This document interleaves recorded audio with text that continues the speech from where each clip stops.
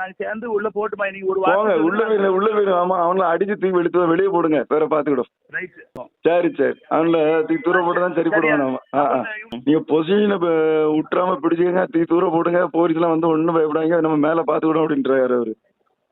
சரி ஆமா நீங்க வந்து பொசிஷனை மட்டும் விட்டுறாங்க, கிளீனா அவ்வளவு பொசிஷனே கையில வச்சுக்கோங்க.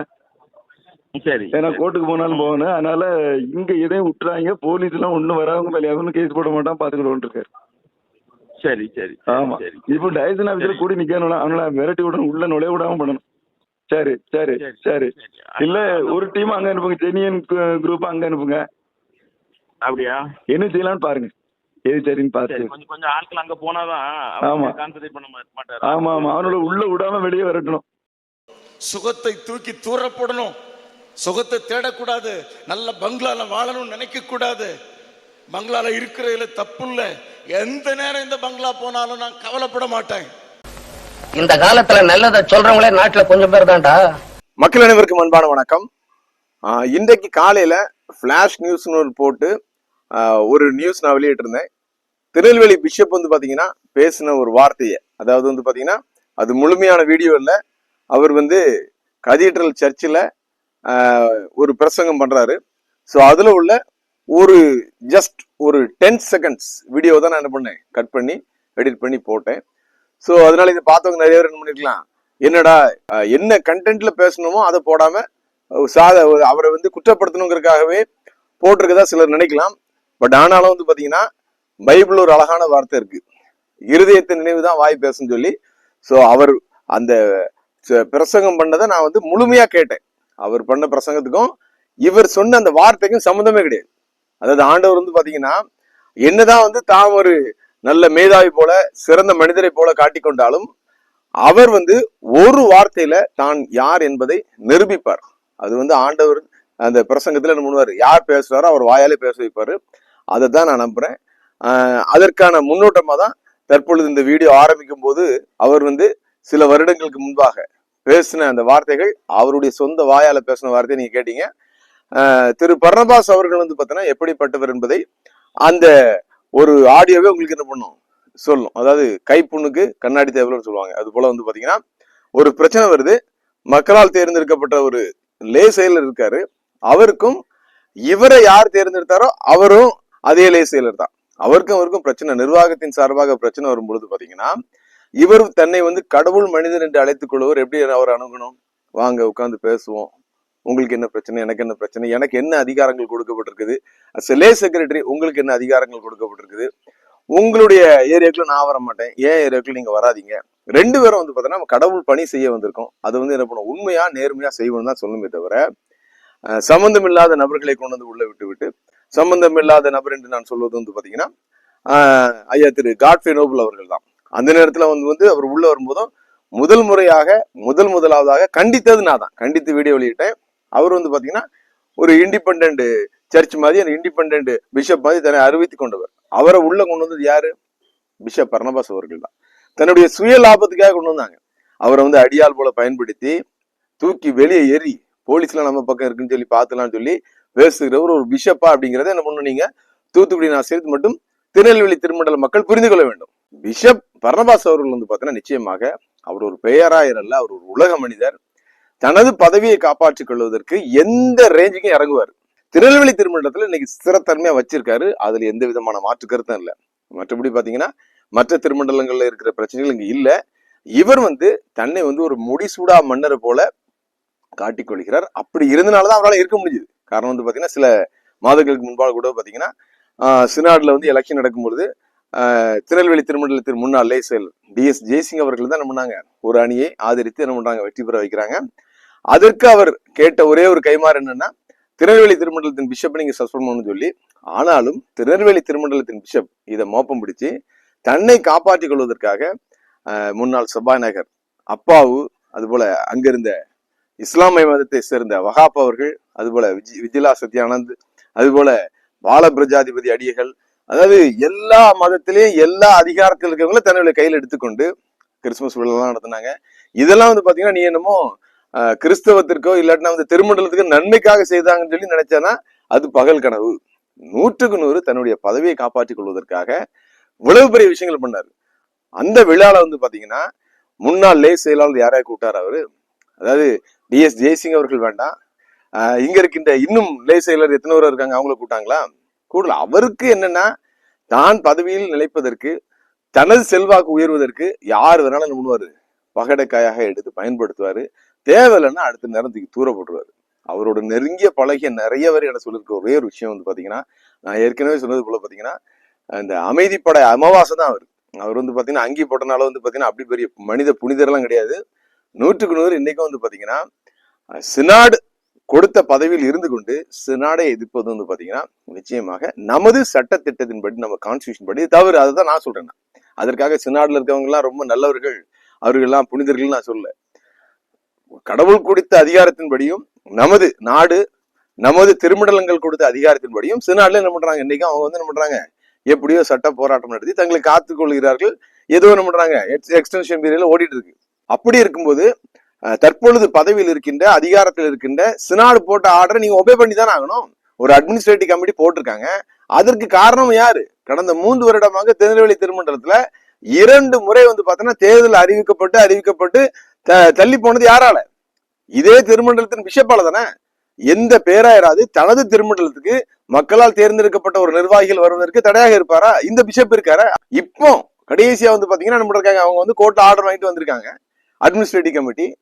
அவங்கள என்ன பண்ணக்கூடாது, உள்ள விடாம ஸ்டாப் பண்றதுக்கு எவ்வளவு வேலைகள் செஞ்சுட்டே இருக்காரு. இப்ப இதை வந்து நம்ம என்ன பண்றோம், ஊடகத்தின் மூலமாக வெளியே கொண்டு வரோம். அதாவது இவருக்கு கீழே இருக்கவர்கள் எல்லாம் இவருக்கு அடிமை இல்லை. நான் சொல்ற மாதிரி ஏற்கனவே they are not anointed, they are appointed. இவர் வந்து பாத்தீங்கன்னா இவர்கள் வந்து நிர்ணயம், அதாவது சினாடால் நிர்ணயம் செய்யப்பட்ட ஒரு ஊழியர்கள், அவ்வளவுதான். ஊழியர்கள்னா கடவுளோட ஊழியர்கள் இல்ல, சினாடுக்கு ஊதியம் பெற்றுக்கொண்டு ஊழியம் செய்கிறவர்கள். அப்போ நீங்க என்ன பண்ணும், யுவர் அண்டர் த கான்ஸ்டியூஷன். நீங்க வந்து பாத்தீங்கன்னா அந்த சட்டத்திட்டத்தின் கீழ் இருக்கவங்க என்ன பண்ணணும், கண்டிப்பா கீழ் பண்ணணும். அந்த அட்மினிஸ்ட்ரேட்டிவ் கமிட்டி செயல்படாத அளவுக்கு என்ன பண்றாரு, செஞ்சுட்டே இருக்காரு. அதுக்கப்புறம் அன்னைக்கு கூட்டம் போட்டிருக்காங்க, அந்த கூட்டத்திலும் வராரு. அந்த கூட்டத்திலும் பார்த்தா எந்த தெளிவான இந்த முடிவு எடுக்கல. குறிப்பாக தேர்தல் நடத்த வேண்டும் என்ற எந்த தெளிவான முடிவும் சொல்லல. அது போல பாத்தீங்கன்னா ஏற்கனவே வந்து பாத்தீங்கன்னா பிஷப் நிர்ணயித்தவர்கள் தான் என்ன இருக்காங்க, கல்லூரிகளிலும் பள்ளிகளிலும் இன்னைக்கு என்ன பண்றாங்க, தாளாளர்களாக செயலாளர்களாக இருக்காங்க. அவங்க என்ன பண்றோம், வெளியில வந்துட்டு அட்மினிஸ்ட்ரேட்டிவ் கமிட்டி போட்டவங்க தான் உள்ள போனோம். அதுதான் பாத்தீங்கன்னா சட்டத்தின்படி சரி. ஆனாலும் இவர் என்ன பண்றாரு, அங்க இருக்கவங்க வைத்துக்கொண்டு ஒரு என்ன ரிட் பெட்டிஷன் போட்டு என்ன பண்றாங்க, அவங்க தொடர்றாங்க. இப்போ இவங்க போனவங்க என்ன பண்றாங்க, இவங்கள அங்க இருக்கிற பிரின்சிபலோ ஹெட் மாஸ்டர்ஸ் என்ன பண்றாங்க, வேற வழி இல்லாம அக்செப்ட் பண்றாங்க. ஆனா நிர்வாகத்தை முழுசா என்ன பண்ண முடியல. இப்ப பாதிக்கப்பட போறது யாரு, பிஷப்பா? அவருக்கு வந்து என்ன பண்ணுது, கையெழுத்து போட்டாலும் சம்பளம் வந்துருது.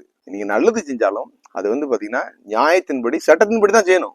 தனக்காக தனியா ஒரு அக்கௌண்ட் ஆரம்பிச்சுக்கிட்டு அதுல எவ்வளவு வருது போகுதுன்னு யாரு கேட்க முடியும் அவர்கிட்ட? யாராவது சாமானியர்கள் போய் கேட்க முடியுமா? எந்த சேகரத்துல இருந்தாவது நீங்க பணம் கொடுத்தவங்க, இந்த தரிசன பூமி திட்டத்திற்கு இவ்வளவு நாங்க கொடுத்தோமா, எவ்வளவு செலவு பண்ணிருக்கீங்க, எவ்வளவு மிச்சம் இருக்குது அப்படிங்கறத நீங்க கேட்க முடியுமா? அதை அவர் வெளியிட்டு இருக்காரா? கிடையாது. ஏன்னா வந்து பாத்தீங்கன்னா தான் வந்து ஒரு ஏகாதிபத்திய மன்னரை போல நடந்து கொள்கிறார். இது வந்து ஒரு ஜனநாயகத்திற்கு எதிரானது. சோ அதான் நாங்க சொல்றோம். இப்ப இன்னொரு விஷயத்த நாங்க கேள்விப்படுறோம், இவர் வந்து சுப்ரீம் கோர்ட்டு போறதா முதல்ல நான் சொல்லியிருந்தேன். ஆனா சுப்ரீம் கோர்ட்டு போகாம அட்மினிஸ்ட்ரேட்டிவ் கமிட்டியா என்ன பண்ணும், செயல்படுற மாதிரியும் செயல்படாம விடாத மாதிரியும் என்ன பண்ணும் செய்யணுங்கிறதுக்காக சில வேலைகள் செய்யறாரு. ஏன்னா வந்து சுப்ரீம் கோர்ட் போனா நம்ம என்ன பண்ணுவோம், ஊடகத்துல வெளியிடுவோம். சுப்ரீம் கோர்ட் எடுக்கிற பணமும் வந்து பாத்தீங்கன்னா ஏற்கனவே சொன்னது போல பாத்தீங்கன்னா எஸ்டிசி காலேஜ் மற்றும் ஜான்ஸ் காலேஜ் இது மூலம் கல்வி நிறுவனங்கள் எடுத்து செலவு பண்றதுக்கு நம்ம என்ன பண்ணோம் சொல்லிட்டு இருக்கோம். ஸோ அதனால பாத்தீங்கன்னா நம்ம மேலே என்ன பண்ணுது, பேராயருக்கும் பேராயருடைய கைத்தடிகளுக்கு நம்ம மேல கோவம் வருது. ஆனாலும் என்ன பண்ண முடியாது, நம்ம உண்மையா சொல்லாம இருக்க முடியாது. சினாட்லயும் பாத்தீங்கன்னா என்ன பண்றாங்க, ஒரு கேவேட் பெட்டிஷன் போட்டாங்க. இவர் போனாலும் என்ன பண்ணுவாங்க, சினாட கேட்காம எதுவும் செய்ய மாட்டாங்க. ஸோ அதனால வந்து அவ்வளவு ஈஸியா பண்ண முடியாது. இவரால் வந்து இனிமே அப்படியே காலம் தள்ளிட்டு போக முடியாது. இருந்தாலும் அந்த தேர்தலை தள்ளி வைக்கிறதுக்கு தன்னுடைய சகாக்களோட அவ்வப்போது என்ன பண்றாரு, அந்த பிஷப் பங்களால ஆலோசனை செய்து கொண்டிருக்காரு. பிஷப் பங்களா எதுக்கு கொடுத்துருக்கு, உங்களுக்கு ஊழிய செய்யற தான் கொடுத்துருக்கு.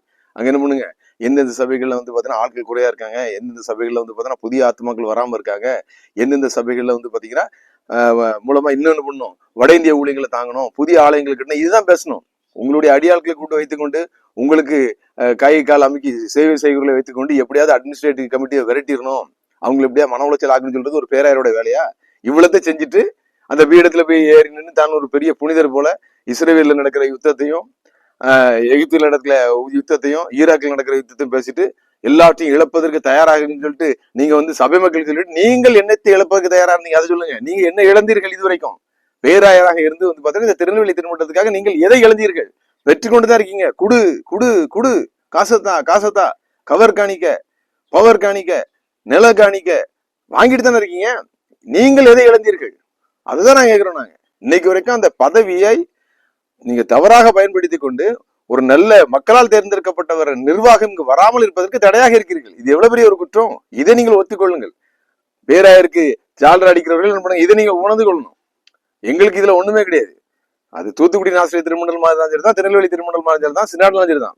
இந்த சிஎஸ்ஐ அமைப்பில் அங்கம் வகிக்கிற நாங்கள் ஒரு சாமானிய மனிதராக சட்டத்தின்படி அனைவரும் நடக்க வேண்டும் என்று நினைக்கிறோம். அது பேராயர் இருந்தாலும் சரி, அது வந்து மாடரேட்டர் இருந்தாலும் சரி, அது எவ்வளவு பெரிய இருந்தாலும் சரி, ஆல் ஆர் ஈக்குவல். எல்லாரும் சட்டத்தின் முன் சமம் தான்.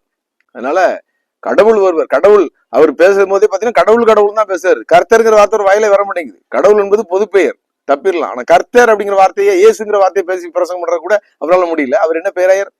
சபை மக்கள், திருமண்டல மக்கள் நீங்க தெரிந்து கொள்ள வேண்டும். ஒரு பேராயர் என்பவர் வந்து பாத்தீங்கன்னா தனி மனிதர் அல்ல. அவர் வந்து பாத்தீங்கன்னா ரெப்ரசன்டேட்டிவ், ஒரு திருமண்டலத்தின் பிரதிநிதி. கிட்டத்தட்ட 150 ஆயர்கள் இருக்காங்க. அவர்களுக்கு மேலாக ஏன் இவரை உயர்த்தி வச்சிருக்கு? அவர்களுக்கு இவர் ரோல் மாடலா இருக்கணும். இவர் வந்து இப்ப தனியா ஒரு அக்கௌண்ட் ஆரம்பிச்சு இது போல வந்து பாத்தீங்கன்னா தடியர்களை வைத்துக் கொண்டு அரசியல் செய்யும் பொழுது இவருக்கு பின்பு வருகிற பேராயர் எப்படி இருப்பாங்க? இதே மாதிரி இருப்பாங்க. பவுல் அழகா சொல்றாரு, கிறிஸ்து எனக்கு ஜீவன், சாவு எனக்கு ஆதாயம் சொல்றாரு. சாருக்குன்னா ரெடியா இருப்பீங்க.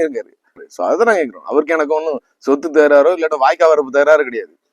இந்த சிஎஸ்ஐ அமைப்பானது வந்து பாத்தீங்கன்னா ரத்தம் சிந்தி உருவாக்கப்பட்ட ஒரு அமைப்பு, தியாகத்தோடு மிஷினரிகளால் உருவாக்கப்பட்டதோடு ஒரு அமைப்பு. இந்த அமைப்பை சீர்குலைவதற்கு என்ன பண்ணக்கூடாது? யாரும் அனுமதிக்க கூடாது, அனுமதிக்க விடமாட்டோம் என்பதற்காக தான் தொடர்ந்து பேசிக் கொண்டிருக்கிறோம்.